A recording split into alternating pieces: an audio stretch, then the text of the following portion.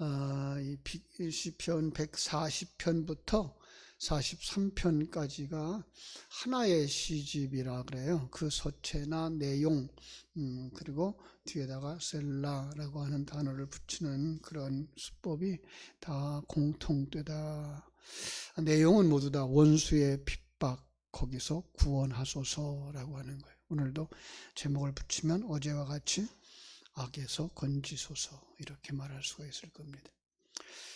초대교회에서는요 63편 시편 63편을 아침에 찬미로 드렸고 이 시편 141편을 저녁에 찬미로 사용했다, 찬송으로 사용했다 이렇게 말합니다.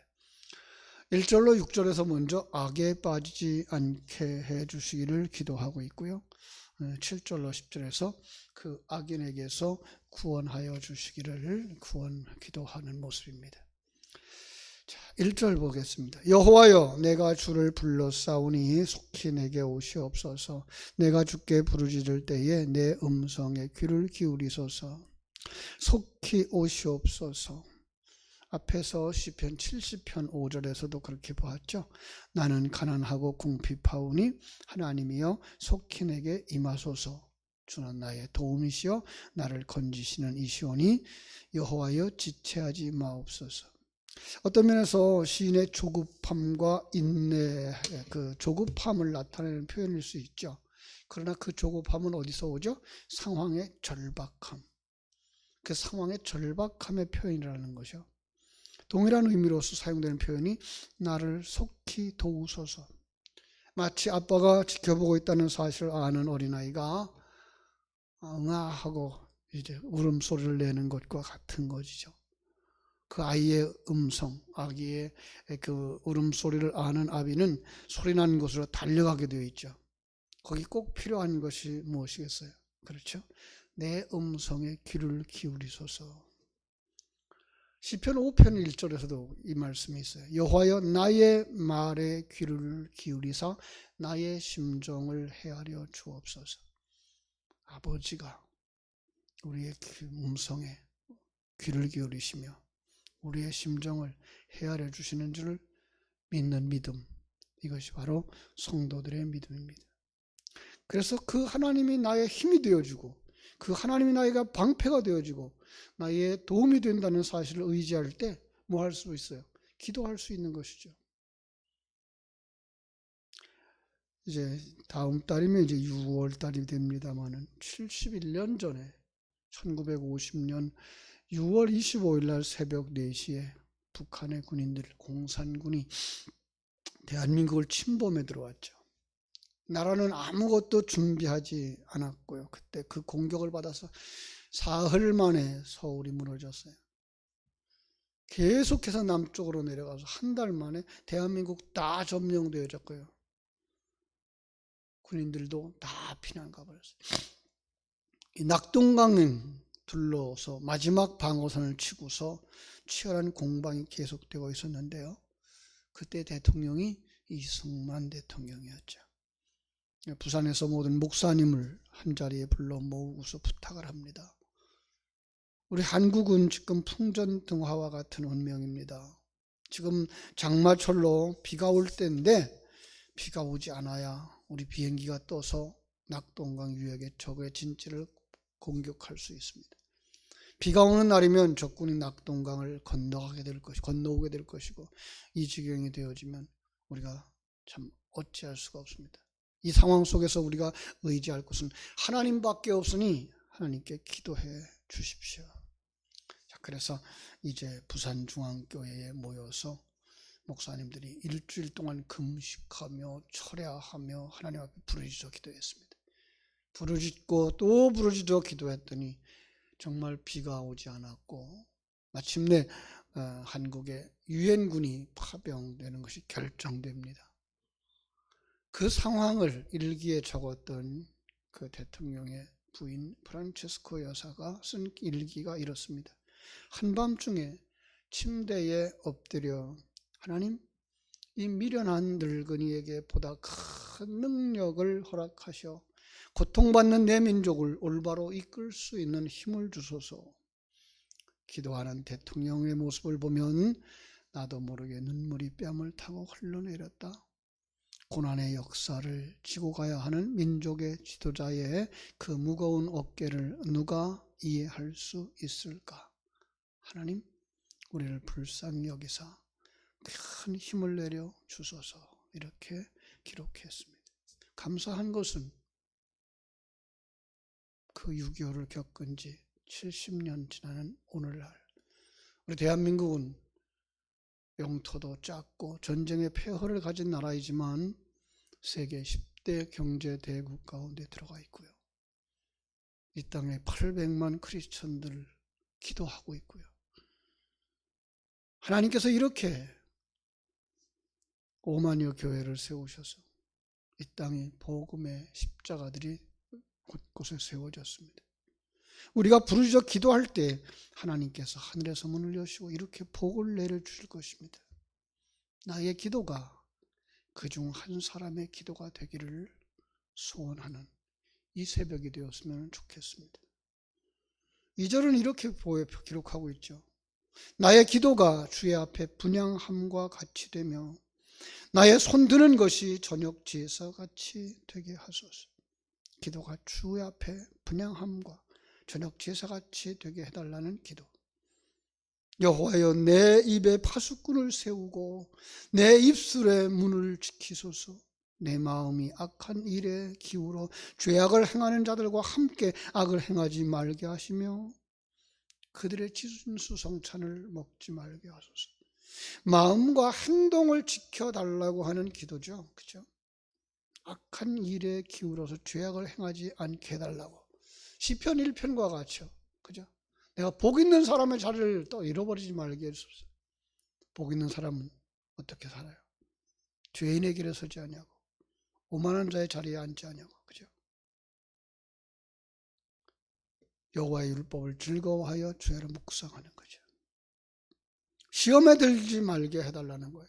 주기도문의 이야기와 같은 내용이죠. 그죠?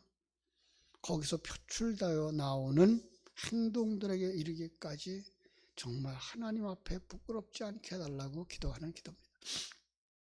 그들의 진수성찬을 먹지 말게 하소서. 여기서 볼 건 그들의 양식이죠. 그들의 양식. 악인들과 함께 생활하는 모습인 거죠. 우리가 먹어야 될 것은요, 우리의 양식은 사람이 떡으로만 사는 것이 아니고 하나님의 입으로 나오는 모든 말씀으로 사는 거예요. 그게 만나예요. 그런데 출애굽에 했던 이스라엘 백성들이 광야에서 애굽의 양식을 구했던 것, 바로 그들의 양식인 거죠. 그거 먹지 말게 하소서. 누가 보이죠? 다니엘과 세 친구가 보이지 않습니까? 믿음을 지키려고 하는 이 혼탁한 시대 속에서, 세상의 유혹 속에서, 사단의 공격 속에서, 코로나19로 말미암아 어려운 상황 속에서 우리가 뭘 봐야 돼요? 다니엘과 세 친구의 기도. 의인이 나를 칠지라도 은혜로 여기며 책망할지라도 머리에 기름같이 여겨서 내 머리가 이를 거절하지 아니할지라 그들의 재난 중에도 내가 항상 기도하리로다.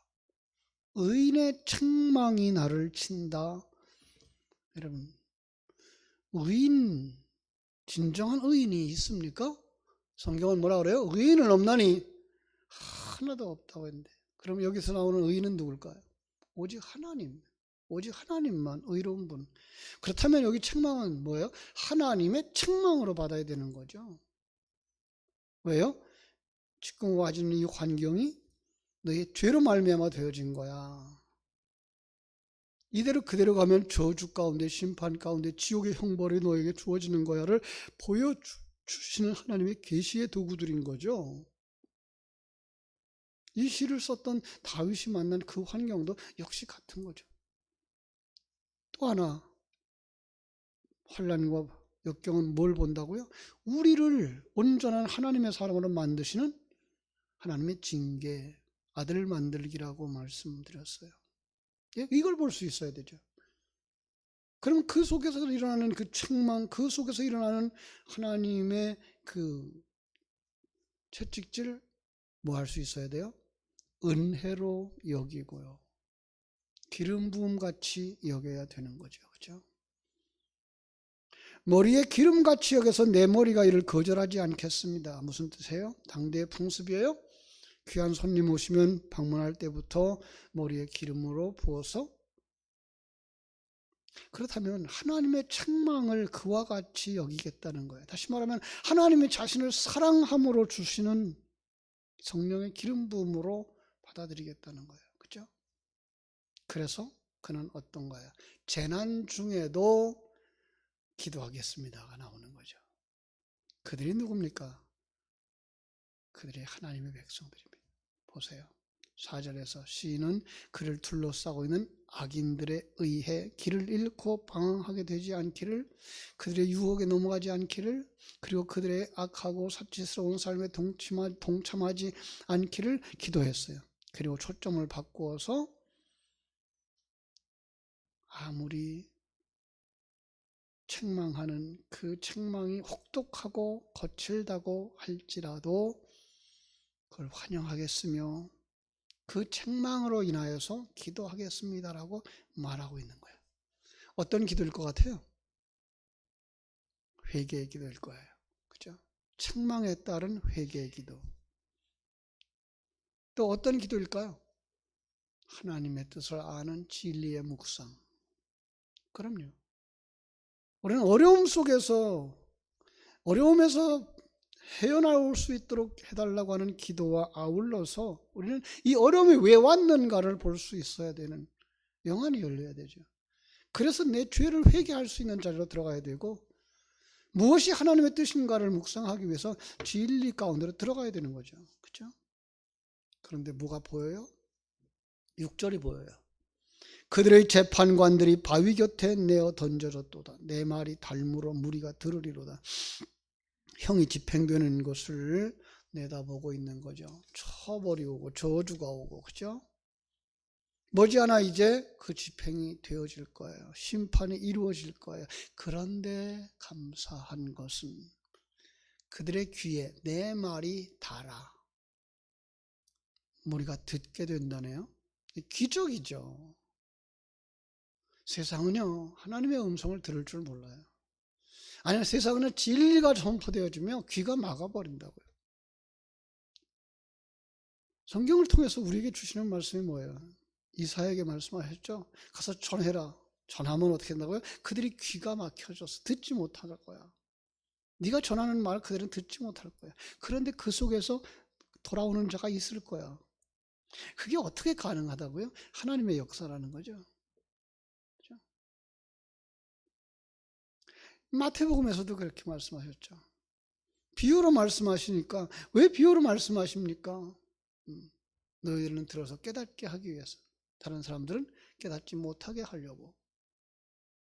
세상이 가지고 있는 비유는요, 뭔가 더 잘 알아듣게 하기 위해서 사용하는 것이지만, 성경은 그 비유를 세상 사람들이 하늘나라 진리를 알지 못하게 하기 위해서라고 말씀하고 있는 거예요.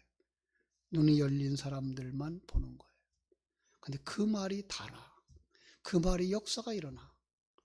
스데반의 설교, 사람들이 화를 내고 분노하는데 그 중에 사울이 변해서 바울이 되는 역사가 일어났듯이 기적의 역사가 일어나는 거예요. 자, 7절부터 10절은요. 그런 역사가 일어나게 하소서 기도하는 거예요.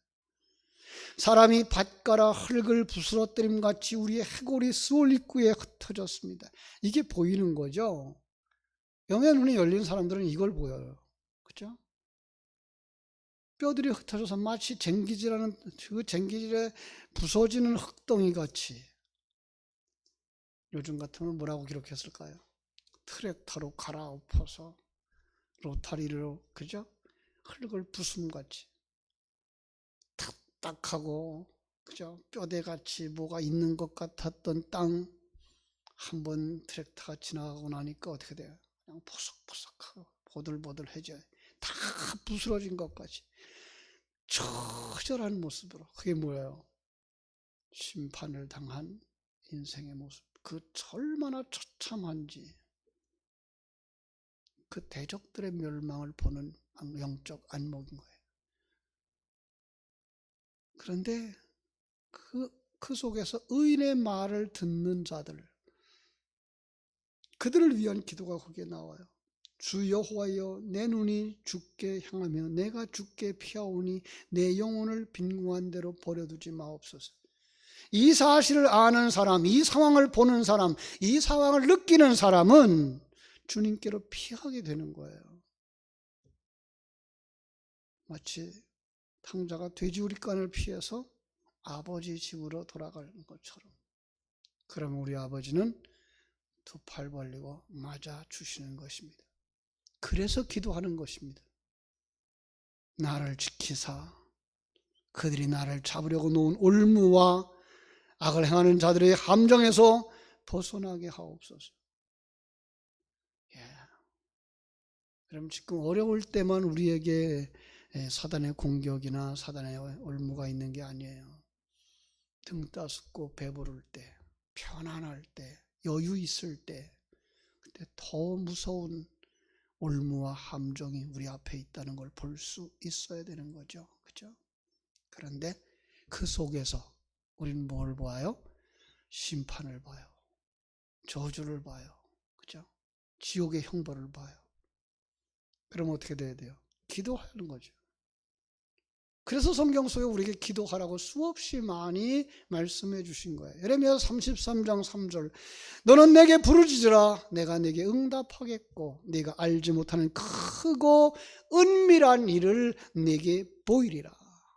이 새벽에 그 하나님께 부르짖고 부르짖어 기도하는 여러분들 되시기를 바랍니다. 우리의 기도에 귀를 기울이시고 우리를 사랑의 눈으로 바라보시고 우리의 기도에 응답해 주실 것입니다. 코로나19가 물러가게 해 주시기를, 경제적인 침체가 벗어날 수 있게 해달라고, 정치하는 사람들이 정말 나라와 민족을 위하여서 정치하는 자들이 되게 해달라고, 백성들을 돌아보지 아니한 자기들의 정권만을 생각하는 정치가 아니라 정말 나라의 미래를 내다보는, 금방 이 나라를 세우는 이승만 대통령이 안타까운 모습, 그가 기도하는 모습을 보았던 것처럼 위정자들이 이때에 자기 정권을 유지하기 위해서 힘을 쏟고 기도하는 것이 아니라 나라를 위해서, 백성을 위해서 100년 뒤를 내려다보면서 기도할 수 있는, 그리고 정치할 수 있는 나라가 되게 해달라고, 교회가 교회다운 교회가 되게 해달라고, 십자가 복음을 전하면서 세상에 얽매이지 아니하고 세상 함정과 올무에 빠지지 않고 믿음의 길을 걸어가서 다음 세대들을 믿음으로 이끌어갈 수 있는 교회가 되게 해달라고, 여러분 같이 기도할 때 주께서 우리의 음성에 귀 기울여 주시고 속히 다가오셔서 문제를 해결해 주시고 교회를 세워주시고 여러분을 축복해 주실 줄로 믿습니다. 기도하겠습니다. 하나님 우리 아버지, 크신 은혜와 사랑을 감사하옵고 감사합니다. 참으로 다윗은 어려움의 때에 그는 하나님 앞에 부르짖어 기도했고 하나님께서 자기의 음성을 아신다는 것, 그래서 우는 아기를 사랑의 눈동자로 쳐다보고 도와주었던 아비의 마음처럼 하나님께서 우리를 도우실 것을 바라다 보면서, 하나님 지금 내가 만난 환경을 보시옵소서. 거기서 하나님이 주시는 그 음성 책망을 듣게 하시고 기름 부으심을 느낄 수 있게 해주시고 진정한 회개가 일어날 수 있게 해주시고, 그대로 있다가는 심판과 저주와 처벌 가운데 들어갈 수밖에 없는 상황을 보게 하시옵소서. 그 속에서 우리의 말이, 진리가 저들의 귀에 달게 들릴 수 있게 해주셔서 거기서부터 나올 수 있게 해주시고, 내가 구원받은 것처럼 저들도 구원받고, 내가 천국을 소망하여 살아가는 것처럼 저들도 천국을 소망하며 살아가는 사람들이 될 수 있기를 기도할 때 하나님 우리의 기도를 들으사 응답하여 주셔서 코로나19의 상황이 속히 종결되게 해주시고 병제적인 어려움들이 속히 해결되게 해주시며 건강한 교회들과 성도들이 참으로 아름답게 예배하는 날이 속히 회복되어지기를 간절히 소원하며 거룩하신 예수님의 이름으로 기도하옵나이다. 아멘.